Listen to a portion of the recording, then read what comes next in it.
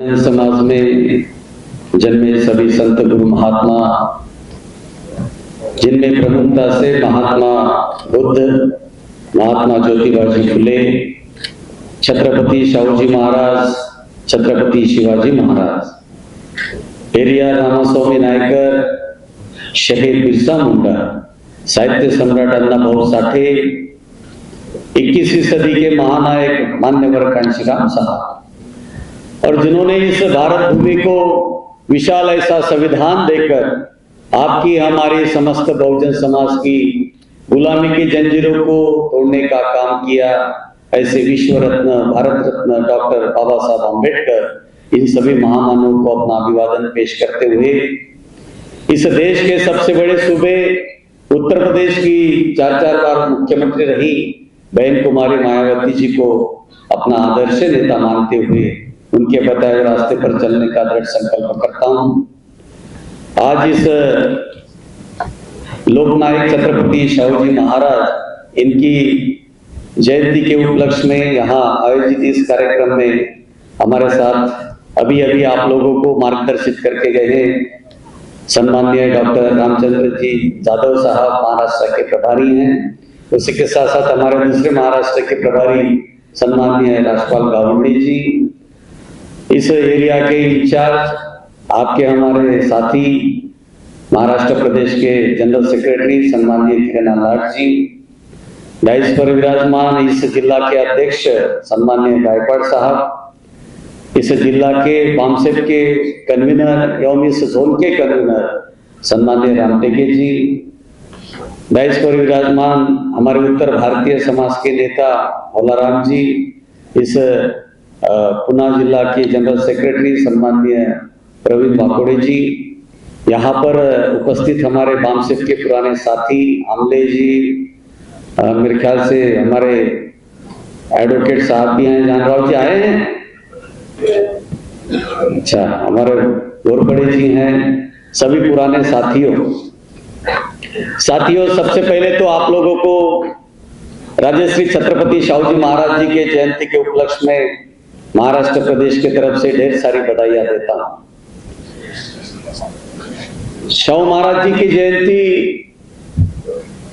ऐसे समय में हम लोग सेलिब्रेट कर रहे हैं कि जिस महामानव ने अपने संस्थान के अंदर पहली बार आपको हमें रिजर्वेशन का अधिकार दिया, 50% रिजर्वेशन का अधिकार दिया, उसी रिजर्वेशन को आज इस महाराष्ट्र की गवर्नमेंट, इस देश की गवर्नमेंट किस तरीके से आपसे छीनने का काम कर रही है, और ऐसे परिप्रेक्ष्य में आज ये जयंती को हम सेलिब्रेट कर रहे हैं। साथियों, बहुजन समाज पार्टी जब किसी भी उद्देश्य को लेकर या किसी भी सब्जेक्ट को लेकर जयंती मनाती है या और कोई चीजों को सेलिब्रेट करती हैं, उसका बड़ा एक उद्देश्य होता है। जैसे ही हमारे आलाट जी ने यहाँ अपना वक्तव्य शुरू किया तो आप लोगों की संगठन की समीक्षा करें। ये हॉल लगभग भर चुका है, हमें बड़ी खुशी है कि इसके पहले जब ये कार्यक्रम में मैं यहाँ पर आया था, इसके पहले एक कार्यक्रम में मैं यहाँ आया था, माननीय राजाराम साहब भी हमारे साथ में यहाँ प्रमुख अतिथि के रूप में थे, तब कोई और साथी यहाँ पुणे को लीड कर रहे थे। उस समय भी हम लोगों ने यहाँ की संख्या को देखा, हॉल को देखा और व्यवस्था को देखा, और आज भी हम लोग देख रहे हैं। तो साथियों, जरूर प्रोग्रेस तो हुआ, लेकिन प्रोग्रेस उस लेवल का नहीं जिस लेवल का होना चाहिए, जो अपेक्षा मुझे थी, क्योंकि हमने आल्लाट जी को, एक ऐसे मिशनरी साथी को यहाँ पर लगाया है कि जिन्होंने यहाँ, उनके पिताजी ने काम किया, उन्होंने काम किया, उनका क्षेत्र रहा है, और इसलिए हमने सोचा कि ऐसे साथी को लगाया जाए जो पुणे के अंदर कम से कम, पुणे की 21 विधानसभा, क्योंकि मुंबई के बाद यदि किसी जिले का नाम आता है तो पुणे का नाम, और पुणे में महापुरुषों ने ऐतिहासिक काम किया, महात्मा ज्योतिबाजी फुले होकर गए, डॉक्टर बाबा साहब आम्बेडकर जी को यहाँ पुनः पैक करवाना पड़ा, बहुत बड़ी बड़ी बातें यहाँ हुई। माननीय कांशीराम साहब ने इस मूवमेंट की शुरुआत पुनः से करी। माननीय कांशीराम साहब ने हो शकत है इस बात को आपके दिमाग के अंदर इम्बाइब करने के लिए पहली बार महापौर यहां से बना के दिखाया। ये पुनः जहां इस मूवमेंट की शुरुआत, बामसेप की शुरुआत कह सकते हैं हम लोग, इस पुनः से हुई, उस पुनः के अंदर यदि माननीय साहब की फुले शाहू बाबा की मूवमेंट यदि नहीं उस लेवल पर चल पाती है तो साहब मुझे लगता है कहीं ना कहीं प्रश्न चिन्ह लग रहा है हमारे काम के। मुझे 4 दिन पहले 2 साल कंप्लीट हो चुके हैं महाराष्ट्र के प्रेसिडेंट के तौर पर, और इस सक्सेसफुली 2 साल की जर्नी में मैं आप लोगों का तहे दिल से शुक्रगुजार। लग नहीं रहा था, जिस तरीके की अटकलें चल रही थी लग नहीं रहा था, लेकिन आप लोगों का धन्यवाद, आप लोगों ने साथ दिया। लेकिन साथियों, यदि कुछ किए बिना, कोई रिजल्ट लिए बिना हम लोग प्रदेश अध्यक्ष बने रहते हैं या जनरल सेक्रेटरी बने रहते हैं या प्रभारी बने रहते हैं, उसका कोई फायदा नहीं है, उसका कोई फायदा नहीं। परम आदरणीय बहन जी ने हमें ये जिम्मेदारी कुछ करने के लिए दी, कुछ करके दिखाने के लिए दिया। जो चीज महाराष्ट्र के अंदर अभी तक नहीं हुई है वो चीज करने के लिए ये जिम्मेदारी परम आदरणीय बहन जी ने हमारे ऊपर दी है, और इसलिए हमने आप साथियों के ऊपर ये जिम्मेदारी दे रखी है। साथियों, SIR या फिर ABCD के ऊपर तो मैं बाद में आऊंगा। पहली बात है कि किसी भी आंदोलन को चलाने के लिए, किसी भी मूवमेंट को सफल करने के लिए, कोई भी उद्देश्य को हासिल करने के लिए संगठन की बहुत आवश्यकता होती है। संगठन के बिना आप कोई लड़ाई नहीं लड़ सकते, सैनिकों के बिना कोई लड़ाई नहीं लड़ी जाती। लेकिन मैं देख रहा हूं कि जिनके ऊपर सबसे ज्यादा जिम्मेदारी है वो लोग बेचारे यहां काम नहीं कर रहे। पिछले दफा मैं आप लोगों के बीच में आया था तो मैं हमारे, क्या नाम उनका, हम जिनको मिलने के लिए गए थे बामसेप के साथी, धनविजय सर के घर में मैं मिलने के लिए गया, तो उनकी हालत नहीं थी कि वो उठकर खड़े भी हों। लेकिन धन्यवाद हो पुराने साथियों का, हमारे दामले जी बैठे, गोरपड़े जी बैठे हैं, जिन्होंने इस मूवमेंट को यहां तक लाया है।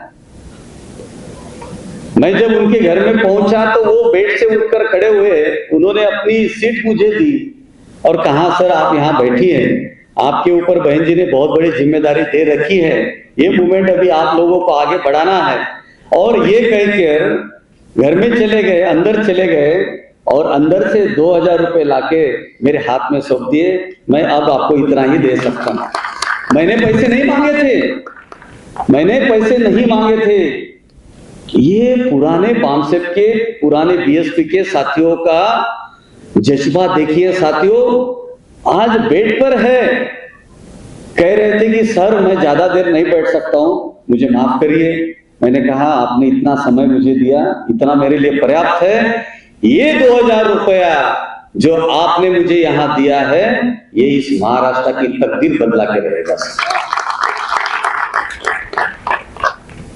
इतने अच्छे कार्यकर्ता, इतने अच्छे पदाधिकारी आप लोगों के बीच में होने के बावजूद यदि पुनः का संगठन नहीं बनता है तो कहीं ना कहीं हमारे ऊपर प्रश्न चिन्ह लग जाता है।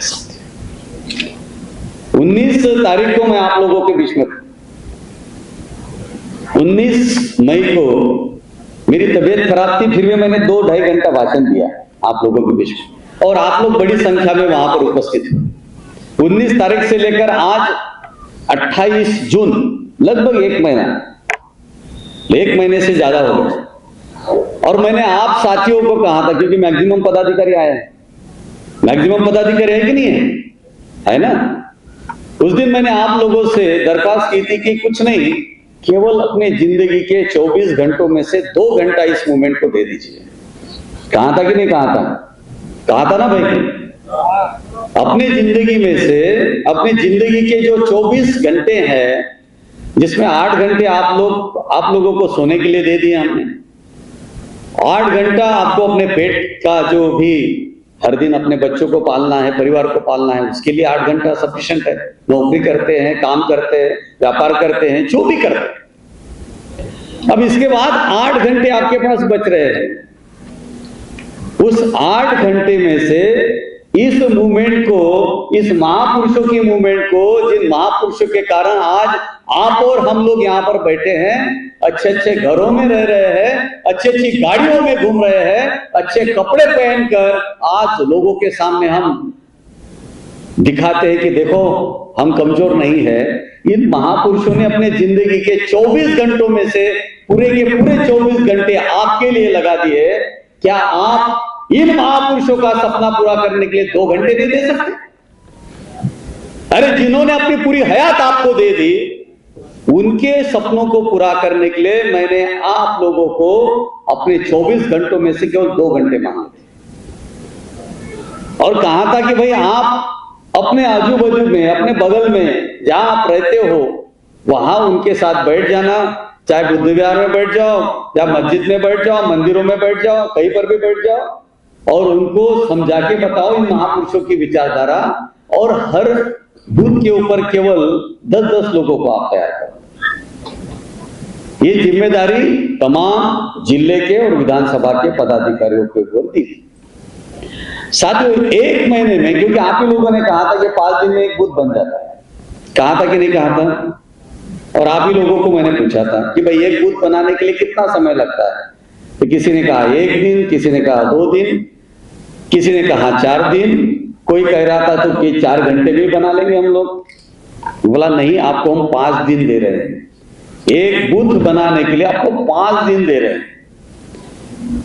यदि 30 दिन में ईमानदारी से 1 या 2 घंटा आपने दे दिया होता, और अपने आजू बाजू में जहां आप खड़े रह रहे, जहां आप रहते हो, जहां आपका रेजिडेंस है, वहां पर आपने 5-5 बूथ भी बना लिए होते, तो मुझे लगता है कि ये हॉल आपको कम पड़ता भरने के लिए।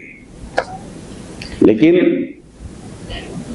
हम लोग दिया हुआ काम कभी पूरा नहीं करते। माननीय कांशीराम साहब उस समय कहते थे कि 1991 में हम इस देश की लाल किले के प्राचीर पर नीला झंडा लहराएंगे,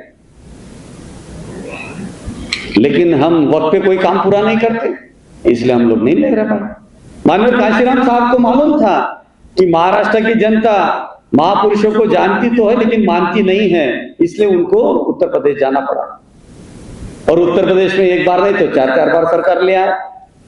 अब हम चाहते हैं कि महाराष्ट्र के अंदर कुछ घटित हो, महाराष्ट्र के अंदर कुछ निर्माण करे आप सभी की मदद से। साथियों, ये तब तक नहीं हो सकता है जब तक हम अपना संगठन बनाना दें, और इसलिए मैं बार बार कह रहा हूं, जिला अध्यक्ष जी से भी कह रहा हूं, जनरल सेक्रेटरी से भी कह रहा हूं कि भाई आपने जिम्मेदारी ली है तो आपको अपना काम करना पड़ेगा। मैं नहीं चाहता हूं कि मैं ज्यादा सख्ती बरतूं, लेकिन यदि 5 तारीख तक आपका विधानसभा और जिला पूरा नहीं हुआ, तो मैं इस दायित्व से बता रहा हूं कि मैं आपकी जिले को डिसॉल्व करूंगा। ये जिम्मेदारी अभी आपकी है। एक जिला काम नहीं करेगा तो कोई फर्क नहीं पड़ता। सीरियसली इस बात को हम लोगों ने लेना चाहिए। 3 महीने हो गए एसआईआर की बात चल रही है। एसआईआर मालूम है, ये जो एबीसीडी आया है ना, अबोकड, ये इसलिए आया है कि आपको रोका जा सके। अब 2 दिन पहले मैं 26 तारीख को चैत्यभूमि में था, वहां कुछ लोग भीड़ से लेकर बड़ी संख्या में रैली में चैत्यभूमि में आए, आपके यहां से भी गए थे। तो कुछ लोगों ने कहा सर आप आइए वहां पर। मैं बोला ठीक है, आप आए थे। मैं वहां पर गया उनको ग्रीट करने के लिए। वहां पर ग्रीट करने के बाद मैं चैत्यभूमि के अंदर गया, तो वहां पर आनंद राज जी आ गए। मैं बोला भाई बड़े नेता है तो हमने वहां नहीं जाना चाहिए, क्योंकि बहुत बड़े बड़े नेता है तो क्योंकि हम तो नेता है नहीं, हम तो कार्यकर्ता हैं। मान्यवर साहब ने आपको और हमके कार्यकर्ता बनाया, और कार्यकर्ता उन नेताओं के बीच कभी नहीं जा सकते, तो हम लोग नहीं गए। लेकिन साथियों, मैंने वहां एक बात कही आप लोगों ने शायद सुनी कि नहीं सुनी। वहां बाइट देते हुए मैंने कहा कि राज्य सरकार एबीसीडी को आज ही क्यों, आज है ना, लगभग 11 अप्रैल से ये चालू किया। 11 अप्रैल को नोटिफिकेशन इश्यू हुआ था, जिसमें नोटिफिकेशन में उन्होंने लिखा कि 15 अप्रैल तक इसके ऊपर आप ऑब्जेक्शन ले लीजिए। आया था कि नहीं आया था? 15 अप्रैल तक आपको इसके ऊपर ऑब्जेक्शन लेना है। मेरा प्रश्न है, किस चीज के ऊपर ऑब्जेक्शन लेना है? रिपोर्ट पब्लिश हुई? रिपोर्ट आई है? बदर कमेटी की रिपोर्ट आई है क्या?